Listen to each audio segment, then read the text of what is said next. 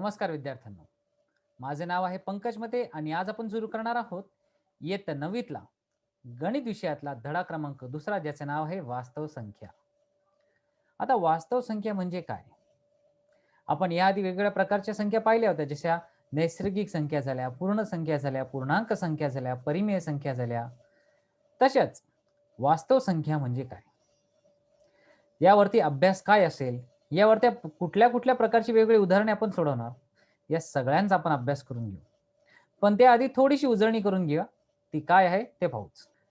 N हे इंग्रजीतले अक्षर आपण नैसर्गिक संख्या संचांसाठी वापरतो आणि आपल्याला माहिती आहे नैसर्गिक संख्या संच हे 1 2 3 4 आणि याच्या पुढे अखंडरित्या सगळ्या धनसंख्यांपर्यंत मोजले जाते.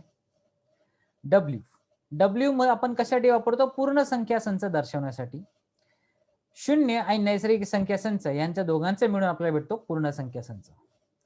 आता आय आय म्हणजे पूर्णांक संख्या संच, ज्यात सगळ्या ऋण संख्या, शून्य आणि नैसर्गिक संख्या या सगळ्यांचा समावेश आहे. त्यानंतर येते क्यू. हे इंग्रजी अक्षर आपण कोणासाठी वापरतो? परिमेय संख्या संचांसाठी. आता हा संख्या संच आपल्याला माहिती आहे कसा दाखवतात? पी छेद क्यू हा क्यू या संचाचा घटक आहे, ज्यात पी आणि क्यू हे दोन्हीही पूर्णांक संख्या आहेत, परंतु क्यू ची संख्या शून्येतर असली पाहिजे, असे आपण याचे वाचन करतो. आणि हे संचांची मांडणी आपण इथे अशी करून ठेवलेली आहे. त्यात सगळ्यात शेवटी येतो वास्तव संख्या संच, म्हणजे त्याला दाखवतो आपण आर. आता याला आपण संच पद्धतीत आपण कसे लिहितो ते दाखवू. पहा, नैसर्गिक संख्या संच पूर्णांक संख्या संचात येतातच. म्हणजे आपण काय म्हणू शकतो? एन हा डब्ल्यू चा उपसंच आहे, म्हणजे नैसर्गिक संख्या हा पूर्ण संख्यांचा आपल्याला काय आहे? उपसंच. आता लक्षात घ्या, आपल्या पूर्ण संख्या संचात जितक्या संख्या येतात त्याहूनही पुढे पूर्णांक संख्या संचात येतात. म्हणजेच काय? ऋण संख्याही त्यात मोजल्या जातात. पूर्णांक संख्या सहित ऋण संख्याही त्यात मोजल्या जातात. याचा अर्थ काय? डब्ल्यू हा आय चा उपसंच आहे. तसंच पुढे गेलो तर परिमेय संख्या संच, ज्यात आपल्याला एम छेद एन किंवा पी छेद क्यू अशा संख्या येतात, जिथे क्यू ही कुठलीही शून्येतर संख्या असेल आणि पी ही नेहमी पी आणि क्यू हे नेहमी पूर्णांक संख्या संच असतील. परंतु लक्षात घ्या, ज्यामध्ये एम छेद एन अशा स्वरूपात तसेच पूर्णांक संख्या स्वरूपातही संख्या असणार. म्हणजेच काय? आय हा क्यू चा उपसंच झाला आणि त्यानंतर तो वास्तव संख्या संच, जो आर चाही क्यू हा आर चा उपसंच झाला. आता परिमेय संख्यांमधील क्रमसंबंध पहा. आपण पाहिलेत क्रमसंबंध म्हणजेच काय? कुठली बाजू लहान, कुठली बाजू मोठी किंवा कुठली बाजू समान. समजा पी छेद क्यू आणि आर छेद आर एस या परिमेय संख्या आहेत किंवा असून क्यू आणि एस हे दोन्ही शून्यापेक्षा मोठ्या संख्या आहेत. शून्येतर म्हणजे शून्यापेक्षा नेहमी मोठ्या. तर मग आपण या आधीच्या वर्गांमध्ये शिकलो हे वेगवेगळे नियम. पहिला नियम असा आहे की आपल्याला समजा ह्या दोन्हीही संख्या आपल्याला पाहायच्यात, त्यांमधला लहान मोठेपणा पाहायचा, तर काय करायचे? पी आणि एस यांचा गुणाकार करा, क्यू आणि आर यांचा गुणाकार करा आणि समजा दोन्ही गुणाकार जर समजा समान भेटले, म्हणजे डावी बाजू आणि उजवी बाजू समान भेटली, याचाच अर्थ काय? पी बाय क्यू म्हणजे पी छेद क्यू आणि आर छेद एस हे दोघेही समान आहेत. आता तसेच पी आणि एस ह्या अंशाचा आणि विरुद्ध बाजूच्या छेदाचा गुणाकार केला, तसेच ह्या उजवीकडच्या अंशाचा आणि डावीकडच्या छेदाचा आपण गुणाकार केला आणि त्यात आपल्याला कळले की पी गुणिले एस यांचा गुणाकार मोठा झाला क्यू गुणिले आर पेक्षा. याचा अर्थ काय? पी छेद क्यू ही संख्या आर छेद एक्स पेक्षा मोठी आहे. तसेच आपल्याला पी छेद किंवा पी गुणिले एस ही संख्यांचा गुणाकार जर क्यू गुणिले आर पेक्षा जर लहान मिळाला, तर याचा अर्थ काय? पी छेद क्यू ही संख्या आर छेद एस पेक्षा लहान आहे. तर अशा प्रकारे आपण क्रमसंबंध दाखवतो. आता यापुढे पाहू परिमेय संख्यांचे गुणधर्म. समजा ए बी सी हे परिमेय संख्या असतील तर क्रमनिरपेक्षता, सहचार्य, अविकारक आणि व्यस्त हे सगळे त्यांचे गुणधर्म आहेत. आता क्रमनिरपेक्षता म्हणजेच काय? आपण क्रमांची फिकीर करायची नाही. म्हणजे ए अधिक बी असेल तर आपण बी अधिक ए ही लिहिले तरी चालते बेरीजेमध्ये. तसेच गुणाकारामध्ये ए गुणिले बी असेल तर त्या जागी आपण बी गुणिले लिहिले तरी चालते, कारण समानच असते. साहचर्य म्हणजे काय? आपल्याला दोन संख्येची बेरीज करून नंतर तिसरी संख्या जोडायची असेल तर त्या करण्यापेक्षा आपण असंही करू शकतो, शेवटच्या दोन संख्यांची बेरीज करून आपण पहिली संख्या त्यानंतर त्यात जोडू. तसेही आपल्याला बेरजेनंतर उत्तर तेच मिळणार आहे. तसेच आपल्याला 3 गुणाकार आहेत, ज्यात आपण शेवटच्या दोन संख्यांचा गुणाकार करून त्याचे उत्तर पहिल्या संख्येवर जर गुणले तर ते उत्तर आपल्याला समान भेटेल जेव्हा आपण पहिल्या दोन संख्यांचा गुणाकार केला आणि तिसऱ्या संख्येने त्याला गुणले तर, किंवा पहिल्या आणि तिसऱ्या संख्येचा गुणाकार केला आणि त्याला जर दुसऱ्या संख्येने गुणले तरीही आपलं उत्तर समानच भेटेल. आता अविकारक म्हणजे आपल्या दिलेल्या राशीला किंवा समीकरणाला काहीही फरक पडत नाही. तर पहा, ए अधिक 0 लिहा किंवा 0 अधिक ए लिहा, आपले उत्तर नेहमी एच येणार. तसेच 1 गुणिले ए लिहा किंवा ए गुणिले 1 लिहा, आपले उत्तर नेहमी एच मिळणार. आणि सगळ्यात शेवटचा म्हणजे व्यस्त. व्यस्त म्हणजे विरुद्ध. तर बेरजेमध्ये विरुद्ध म्हणजे काय? तर ए अधिक वजा ए केले तर उत्तर आपले काय आले पाहिजे? 0. तसेच गुणाकारात काय आले पाहिजे? 1. म्हणजे ए ला अशा संख्येने गुणायचे जेणेकरून आपले उत्तर काय आले पाहिजे? 1. म्हणजे 1 छेद ए ने जर गुणले तर ए आणि ए एकमेकांना भागला जातो, मग आपले उत्तर येते 1. परंतु यामध्ये लक्षात ठेवा, जे आपण 1 छेद ए घेतो त्या ए ची संख्या आपल्याला नेहमी शून्येतरच असली पाहिजे. तर हे आहे आपले वेगवेगळे गुणधर्म जे आपण परिमेय संख्यांचे आपण अभ्यासले. आता पुढची उजळणी पहा. कोणत्याही परिमेय संख्येचे दशांश अपूर्णांकिक रूप खंडित किंवा अखंडित आवर्तीत असते. आता आपण 7वीत आपण पाहिले की भागाकार कसा करायचा. भागाकार केल्यानंतर 8वी मध्ये पाहिले की आपण त्याचे खंडित आणि अखंडित आवर्तीत रूप कसे लिहितात. तर पहा, 2/5 बरोबर 0.4. ते हे झाले खंडित रूप. का? कारण यापुढे बाकी हे नेहमी शून्यच येणार.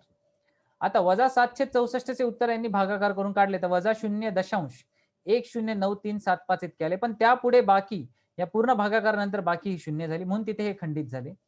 101/8 म्हणजेच काय? त्याचे उत्तर आले 12.625 आणि यापुढे उत्तर खंडित झाले, म्हणून हे सगळे खंडित रूपात येतात. परंतु अखंड आवर्ती रूप म्हणजे काय? आपल्याला त्याच संख्या किंवा त्या संख्यांचा समूह आपला नेहमी पुन्हा पुन्हा येतो. आता तो कसा तर पहा, हे पहिले उदाहरण आहे 17/36, म्हणजे 17ला 36 ने भागले तर उत्तर किती आहे? 0.47222. हे 2 हे अखंडित रित्या चालते. जेव्हाही आपण कोणत्याही संख्येसमोर असे टिंब टिंब किंवा ठिपके ठिपके लिहितो, याचा अर्थ काय? ती संख्या आता अखंडितपणे चालत राहणार किंवा तीच येत राहणार. मग आपण काय करतो? आपण पहिल्या दोन संख्या लिहितो आणि तिसरी जी संख्या जी आपल्याला पुन्हा पुन्हा येणार आहे तिच्यावरती आपण एक ठिपका ठेवतो किंवा बिंदू ठेवतो, जर ती एकच संख्या पुन्हा पुन्हा येत असेल तर. परंतु जर संख्यांचा समूह जर पुन्हा पुन्हा येत असेल तर काय करतो पहा, 33/26 लिहिले आणि त्याचा भागाकार आला 1.26922307 69. पण इथे पहा 692307, इथे 692307. तर ह्या दोन नंतर ची जी संख्या आहे ती पुन्हा एकदा जशी तशी आली. तर जी संख्याचा समूह पुन्हा येतो त्यावेळेस आपण काय करतो, त्या पहिल्यांदा जेव्हा ती संख्या येते त्यावेळेस त्याच्यावरती एक आडवी रेघ मारतो. म्हणजे याचा अर्थ काय? हा संख्यांचा समूह पुन्हा या 7 नंतर येणार आहे. त्यानंतर 56/37, तर त्याचे उत्तर काय आले? 1.5135 एक पुन्हा म्हणजे 51351351 असे. तर पाहू शकता 513 ही संख्या पुन्हा 513 आली, पुन्हा 513 आणि अशीच येत राहणार. याचा अर्थ काय? या पहिल्यांदा ही जी संख्या आली त्याच्यावरतीच आपण एक आडवी रेघ मारली, कारण त्याचा अर्थ काय? या तिन्ही संख्या या 3 नंतर पुन्हा येत जाणार आहेत. आता पहा, अखंड आवर्ती दशांश रूपातील परिमेय संख्या p/q या रूपात मांडणे. म्हणजेच काय? आपल्याला उदाहरण आहे 0.777. तर ही संख्या 7 ही अगणितरित्या अखंडितरित्या चालत राहणार आहे. तर हा आवर्ती दशांश अपूर्णांक p/q स्वरूपात लिहायचा आहे. तर कसा लिहितो? समजा x बरोबर 0.777 ही अखंडितरित्या चालणारी संख्या लिहिली तर आपण काय लिहितो? एकच संख्या पुन्हा पुन्हा येते म्हणून 7च्या वरती आपण टिंब लिहिला. आता पहा, तर मग आपण कसे लिहिले? 0.7 आणि 7च्या वरती टिंब लिहिला. आता मला सांगा, या संख्येला जर आपल्याला पूर्णांकात आणायचे असेल तर काय करावं लागेल? ह्याला दोन्ही बाजूला 10 ने गुणावं लागेल. तर x ला सुद्धा 10 ने गुणले आणि 0.7 ला आपण 10 ने गुणले तर उत्तर काय मिळेल? तर याला 10 ने गुणायचे तर उत्तर येतील 7.777. तर आपलं उत्तर आहे 10x बरोबर 7.777. म्हणजेच काय, आता ह्या 7च्या वरती आपण टिंब ठेवू, म्हणून आपण 7.7च्या वरती टिंब ठेवला. आता दोन्ही बाजूतून x वजा करू, तर इथे x ची संख्या आहे 0.7777, म्हणजेच 0.7च्या वरती टिंब. तर दोन्ही बाजूतून x ची संख्या वजा केली, तर इथून x वजा केली आणि इथे x ने घेतलेली संख्या वजा केली, तर काय मिळाले बघा. तर इथे काय मिळाले पहा, 10x वजा x आले आणि त्याच्या उजव्या बाजूला 7.7च्या वरती टिंब वजा 0.7च्या आवर्ती रूप म्हणजे 7च्या वरती टिंब. तर हे दशांश नंतर जे 7च्या वरती टिंब आहेत दोन्ही बाजूला, ते दोन्ही एकमेकांना वजा करून आपल्याला उत्तर भेटेल फक्त 7. कारण 0.777 हे बरोबर 7.777 ला वजा करून टाकतात. तर उरले फक्त 7 वजा 0, ज्याचे उरले फक्त 7 हे उत्तर. आणि 10x वजा x केले तर उत्तर आले 9. तर 9 ही गुणाकारात आहे, 9 तिकडे भागाकारात नेली, तर x चे उत्तर राहील 7/9. याचाच अर्थ काय, आपल्याला x चे उत्तर काय होते 0.777 इतके, म्हणजेच काय 0.777 हे उत्तर कोणामुळे आले, हे उत्तर आले 7/9 मुळे. तर अशा प्रकारे हे जे आवर्ती रूप कोणत्या दोन संख्यांच्या भागाकारामुळे मिळाले ते आपण काढू शकतो.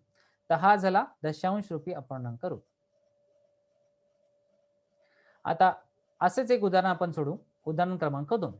7.529.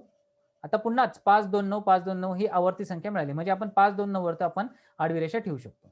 आता ही आवर्ती दशांश रूप p/q स्वरूपात लिहा. मग काय करायचे, पहिल्यांदा लिहायचे x बरोबर 7.509 5/9 ही पूर्ण संख्या आणि त्याच्या बरोबर लिहायचे 7.529 यावरती एक आडवी रेषा मारू. आता दोन्ही बाजूला, आता इथे दशांशाचे चिन्ह किती संख्यानंतर आहे, 3 संख्यानंतर. मग आपण दोन्ही बाजूला 1000 ने गुणूया. 1000 ने का गुणले, कारण आपल्याला जितके इथे आकडे शून्याच्या ह्या दशांशाच्या उजवीकडे आहेत तितक्याच शून्य आपल्याला एकाच्या पुढे घेऊन त्याला गुणावे लागते. मग 1000 ने दोन्ही बाजूला गुणले तर इथे 1000 गुणिले x आले आणि इथे 1000 ने गुणले तर ह्या 3 संख्या, पहिल्या 3 संख्या दशांशाच्या डावीकडे आल्या. तर 7.529.529.529. आता हिचे आवर्ती रूप आपण दाखवले, तर 7.529.529च्या वरती आडवी रेख मारली.